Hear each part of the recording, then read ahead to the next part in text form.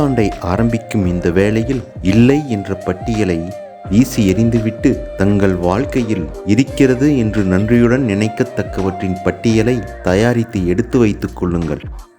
இதெல்லாம் இல்லாமல் எத்தனை பேர் இதற்கென தவம் இருக்கிறார்கள் என்று யோசித்து பாருங்கள். இருப்பதை கொடுத்ததற்காக இறைவனுக்கு நன்றி சொல்லுங்கள். திருப்தி என்ற செல்வத்தை இழக்காமல் வாழ பழகுங்கள். உள்ளதை வைத்து திருப்தி அடைய முடிந்தால் மேற்கொண்டு கிடைப்பதெல்லாம் கூடுதல் லாபம்தானே. இந்த மனப்பக்குவத்துடன் வரும் புத்தாண்டை எதிர்கொள்ளுங்களேன்.